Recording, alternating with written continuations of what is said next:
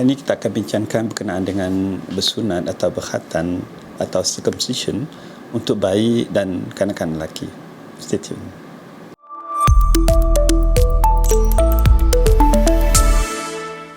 Assalamualaikum warahmatullahi wabarakatuh. Saiful ni.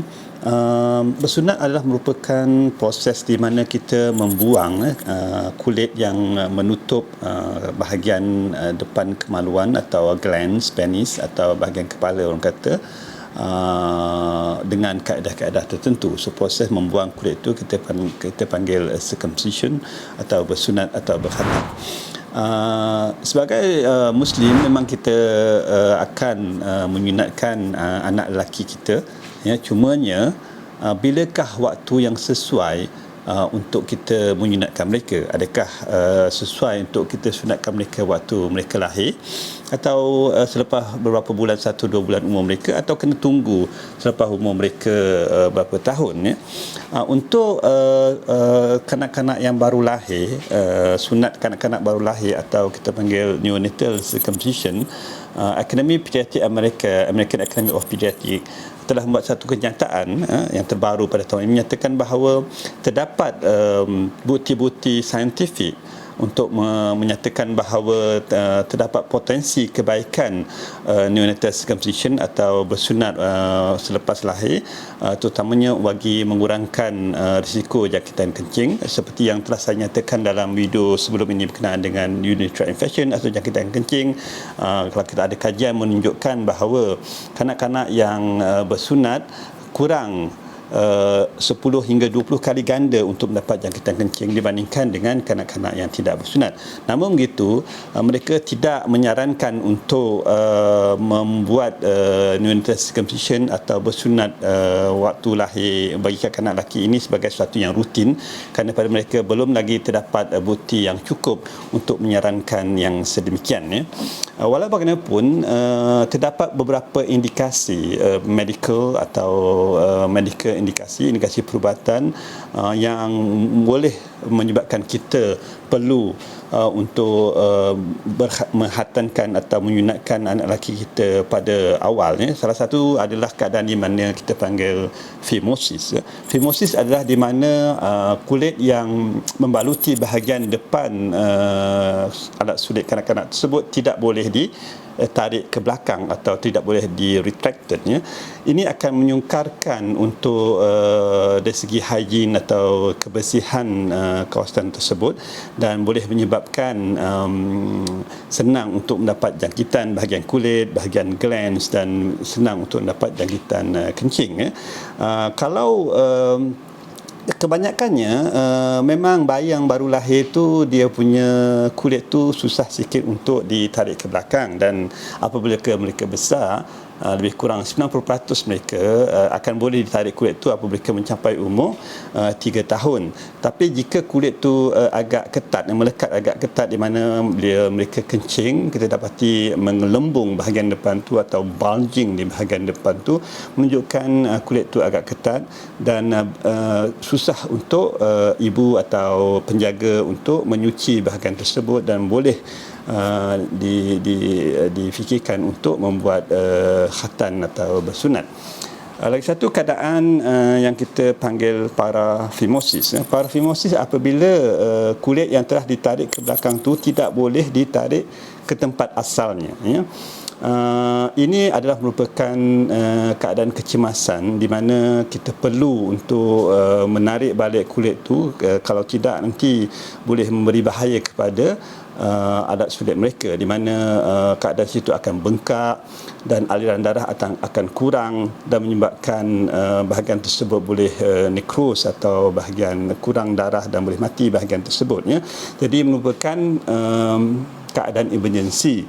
Keadaan ini boleh berlaku apabila kita memaksa, kalau dia ada phimosis yang agak ketat, ya, kulit tu tak boleh tarik, kita paksa untuk tarik ke belakang, dan selepas tu tidak boleh nak ditarik ke depan. So jika anak kita dia punya kulit tu agak melekat, ada phimosis yang agak ketat, jadi kita tidak sarankan untuk memaksa untuk menarik kulit tu ke belakang, sebab nanti dia akan menyebabkan dia jadi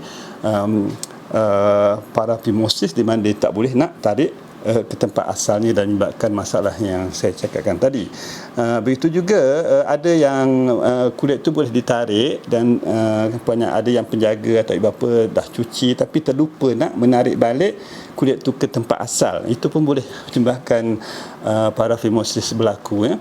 Ataupun ada kanak-kanak yang memerlukan rawatan catheterization di mana tube perlu dimasukkan ke bahagian saluran kencing, di mana selalunya kita akan tarik kulit tu sedikit untuk masukkan kencing saluran catheter dan boleh terjadi terlupa untuk menarik balik bahagian kulit tu ke tempat asalnya. Jadi itu merupakan keadaan tertentu yang boleh menyebabkan paraphimosis, yang menyebabkan dia bengkak, sakit, ya. Jadi rawatan dia merupakan kita akan cuba untuk memasukkan balik kulit itu secara manual dahulu, dan jika keadaan tidak mengizinkan, tidak boleh juga, jadi terpaksa kita buat secara surgery dengan memotong sedikit kulit yang ketat tu, dan seterusnya kita akan sunatkan mereka supaya benda ni tidak akan berulang, ya. Lagi satu keadaan yang boleh berlaku, yang boleh menyarankan untuk kita sunat anak kita awal, ada apabila mereka mendapat jangkitan di bahagian kulit atau bahagian glans, atau kita panggil balanitis. Balanitis merupakan jangkitan pada bahagian kepala atau glans penis tu, atau posthitis. Posthitis adalah jangkitan pada bahagian kulit glans tu, ya. So kanak-kanak ini apabila mendapat jangkitan tu, dia akan bahagian tu akan bengkak, ya, sakit bila dipegang, merah dan rasa panas, yang merupakan jangkitan bahagian tersebut. Jangkitan ini selalunya berlaku jika higien atau kebersihan pada bahagian tersebut tidak dijaga dengan betul. Jadi kanak-kanak tu senang mendapat jangkitan, atau dia ada phimosis, agak ketat dia punya tu, susah nak bersih juga, senang mendapat jangkitan. Rawatan dia adalah dengan memberi antibiotik makan supaya jangkitan tu akan hilang, dan juga memberi ubat tahan sakit seperti paracetamol dan sebagainya untuk mengurangkan rasa sakit. Dalam ada juga keadaan di mana yang kita katakan medical benefit, kebaikan bersunat, ya. Ada beberapa perkara yang kita boleh bincangkan di sini. Satu adalah seperti yang saya nyatakan tadi, bersunat boleh mengurangkan risiko untuk mendapat jangkitan saluran kencing atau urinary tract infection, seperti yang saya telah jelaskan dalam video sebelum ini berkenaan dengan urinary tract infection, di mana jangkitan kencing kerap berlaku pada kanak-kanak lelaki untuk tahun yang pertama, ya. Dan jika kanak-kanak itu disunat, jadi risiko untuk mendapatkan jangkitan itu kurang hingga 10 atau 20 kali ganda dibandingkan dengan kanak-kanak yang tidak bersunat. So jadi ada kebaikan dari segi mengurangkan risiko jangkitan saluran kencing untuk kanak-kanak. Begitu juga untuk dewasa, ya. Bersunat boleh mengurangkan risiko untuk jangkitan kelamin atau sexual transmitted diseases, terutamanya HIV dan syphilis. Begitu juga dengan mengurangkan risiko untuk pasangan mendapat cervical cancer, disebabkan apabila seorang itu bersunat, risiko mereka untuk mendapatkan jangkitan kita panggil human papilloma virus itu kurang, dan human papilloma virus HPV itu merupakan virus yang dikatakan berkait rapat dengan cervical cancer.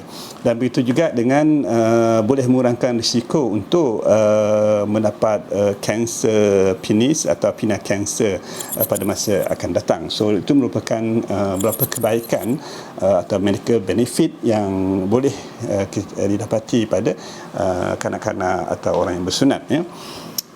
Kaedah bersunat, biasanya kita ada berapa kaedah untuk bersunat ni.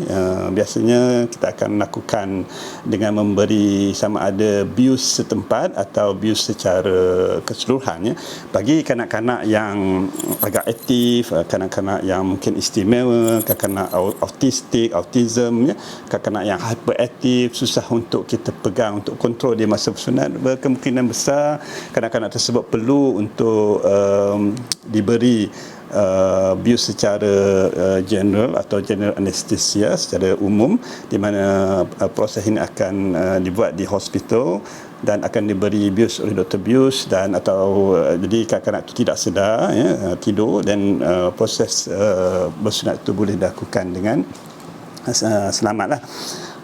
Kebanyakannya kalau kanak-kanak itu boleh dipegang, atau bayi dia tidak meronta sangat dan kita boleh pegang, kita biasanya bagi bius setempat di mana kita akan injek bius di bahagian pangkal alat sulit kanak-kanak itu dengan memberi bius, dan selepas itu kita boleh teruskan dengan proses prosedur bersunat itu. Biasanya ada dua cara untuk kita lakukan bersunat itu. Pada bayi, selalunya doktor akan prefer untuk guna kaedah yang kita panggil kaedah plastibel, di mana kita tidak menjahit kulit dia, cuma kita akan potong kulit itu sedikit dan kita masukkan alat yang kita panggil plastibel dan melepasi bahagian kepala alat sulit kanak-kanak tu, dan kemudian kita akan ikat di bahagian kulit tu dan kita akan potong kulit yang ada, ya. Jadi dalam masa seminggu atau paling lambat 10 hari, ya, kulit dan plastik itu akan tertanggal dan kanak-kanak itu akan sembuh, ya.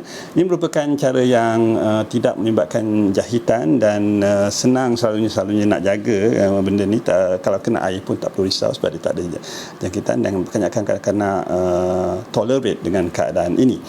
Lagi satu cara adalah yang lebih tradisional, cumanya keadaan sekarang ni kita boleh guna diatomy atau orang kata laser, ya, untuk memotong kulit sebelum kita jahit bahagian kulit tersebut. Dengan menggunakan diatomy, apabila kita potong kulit tu, jadi perdarahan tu tidak banyak atau tiada perdarahan, jadi tak perlu nak balut untuk mengurangkan perdarahan, jadi senang, tidak sakit apabila kalau balut tu kena buka balut tu, dan dia juga akan sembuh sepenuhnya dan jahitan tu akan tanggal sendiri. Cumanya apabila kita jahit, kita disarankan supaya tidak kena air bahagian tu untuk 1-2 hari supaya jahitan tu boleh melekat. Jadi kita juga sapu bahagian tersebut dengan antibiotik ointment atau krim untuk memastikan tiada jangkitan. Dan secara amnya, penjagaan lepas prosedur bersunat merupakan penjagaan yang agak mudah, dan kebanyakan ibu bapa tidak menghadapi masalah untuk menjaga kanak-kanak yang sunat ini, terutama ada bayi ataupun kanak-kanak yang sudah besar. Secara kesimpulannya, ya, bersunat atau berkhatan atau circumcision ini boleh dilakukan seawal baru lahir kanak-kanak lelaki itu baru lahir, dan juga boleh dilakukan kemudian. Namun begitu, jika terdapat indikasi-indikasi yang saya cakap tadi, sama ada phimosis, paraphimosis, selalu kena balanati jangkitan bahagian tu, atau ada history jangkitan kencing, kita galakkan untuk membuat sunat atau khatan ini awal supaya benda tu tidak berulang, ya. Dan kaedah seperti yang saya nyatakan tadi bergantung kepada bayi tersebut dan berbincang dengan doktor kaedah mana yang sesuai untuk mereka. Jadi saya rasa setakat itu sajalah. Jika kita rasa anak kita perlu membuat khatan atau sunat ini awal dengan ada indikasi yang saya cakap, boleh berbincang dengan doktor anda untuk membuat appointment untuk proses atau prosedur berkhatan ini. Itu sajalah. Setakat itu saja. Assalamualaikum warahmatullahi wabarakatuh. Happy parenting. Bye.